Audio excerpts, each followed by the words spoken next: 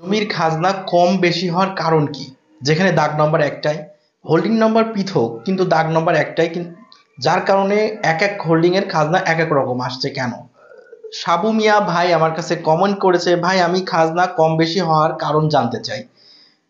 যেহেতু দাগ একটা 1996 সাল থেকে ৩ শরিক বাড়ি করে আছে, সিএস, এসএ এবং আরএস রেকর্ড দাগ একটাই কিন্তু হোল্ডিং আলাদা আলাদা। আমার হোল্ডিং আবাসিক হিসেবে ভূমি কর অতিরিক্ত বেশি দিতে হয়, ওদের হোল্ডিং কৃষি হিসেবে মাত্র 12 টাকা।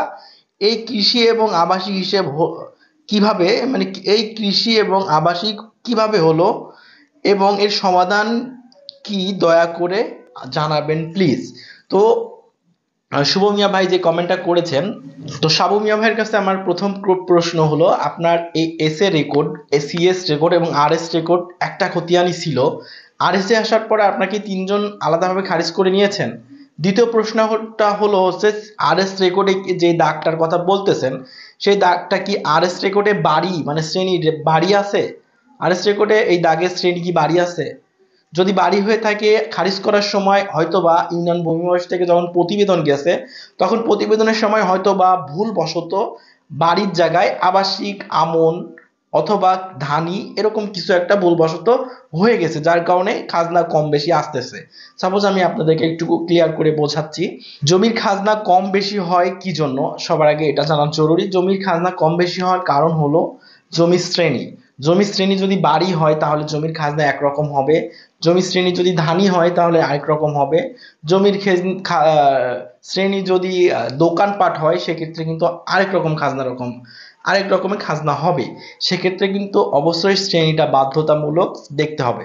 তবে একটা জিনিস আপনাদেরকে ক্লিয়ার করে বলে রাখি, জমির শ্রেণী যদি বাড়ি থাকে তাহলে অবশ্যই আপনাকে আবাসিক রেটে খাজনা কাটতে হবে, এটা মাস্ট বি। এটা যদি ভুল করেও যদি ভূমি অফিস যদি কোনো সময় ভুল করে আবাসিক না দিয়ে কৃষি দিয়ে খাজনা কাটে, তাহলে সেক্ষেত্রে সরকারের রাজস্ব ফাঁকি দেওয়া হবে, হয়তোবা ফাঁকি দেওয়া হবে না, নতুবা যদি কৃষি রেটে কাটে তাহলে কোনো মিসকেস আছে ওই জমির উপরে, মিসকেস আছে যার কারণে ভূমি অফিস থেকে মানে সরজমিনে যে দেখেছে যে ওই জমি বা ওই দাগের উপর বাড়ি নাই, যার কারণে শ্রেণীতে বাড়ি আছে কিন্তু মানে এখন বসবাসের হিসেবে বাড়ি নাই, যার কারণে ওটা কৃষি রেটে খাজনা কেটেছে।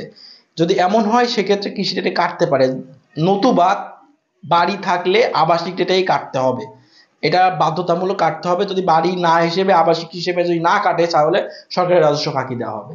আপনি যে কাজটা করবেন ভাই, আপনাকে একটু পরামর্শ দিচ্ছি, সেটা হলো আপনার 3টা খতিয়ানি আগে এক জায়গায় নিবেন, নিয়ে দেখবেন যে 3টা খতিয়ানের শ্রেণী মানে ওই দাগের শ্রেণী কি দেওয়া আছে।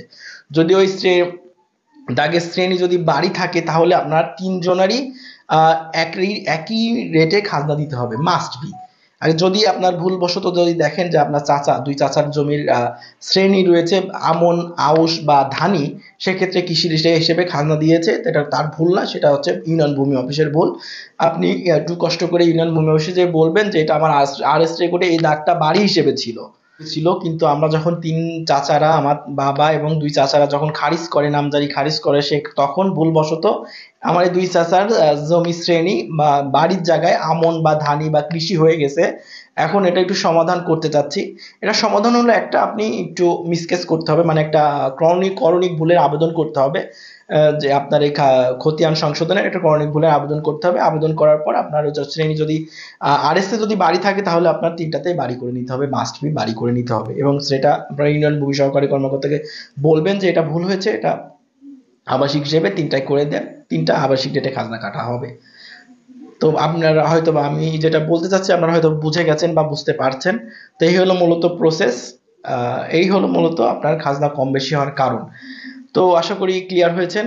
যদি ভিডিওটা ভালো লাগলে অবশ্যই শেয়ার করবেন, আর শেয়ার করে অন্যকে জানার সুযোগ করে দেবেন। আপনার মতো প্রবলেমে অনেকে পড়ে থাকতে পারে, তারাও যেন এটা বিষয়ে জানতে পারে। তো অবশ্যই শেয়ার করে আপনার টাইমলাইনে শেয়ার করে দিবেন এবং অন্যকে দেখার সুযোগ করে দিবেন। আর ভিডিওটা কেমন লাগলো কমেন্ট করবেন। দেখা হবে নতুন ভিডিওতে। ভালো থাকবেন, সুস্থ থাকবেন, কেডিএমের সাথে থাকবেন। আপনার কোনো প্রবলেম হলে কমেন্ট করবেন, ইনশাল্লাহ আমি ভিডিওর মাধ্যমে হোক, কমেন্টের রিপ্লাই দিয়ে হোক, আমি আপনার সমাধান করব। আমি আপনার সাথে সাথে না হোক, আমি কিন্তু কমেন্টের রিপ্লাই দিই প্রতিনিয়ত। তো অবশ্যই কমেন্ট করবেন, ইনশাল্লাহ আমি আপনার কমেন্টের রিপ্লাই দেওয়ার চেষ্টা করব, অথবা ভিডিও আকারে যদি আপনার প্রশ্ন বড় হয় তাহলে ভিডিও আকারে ভিডিও দিয়েও ভিডিও আকারে দিয়ে হলেও আমি আপনার কমেন্টের সমাধান দেওয়ার চেষ্টা করব। তো এই ছিল ভিডিও। অবশ্যই ভিডিওতে লাইক কমেন্ট করবেন এবং শেয়ার করে টাইমলাইনে রেখে দিবেন। দেখা হচ্ছে নতুন ভিডিওতে।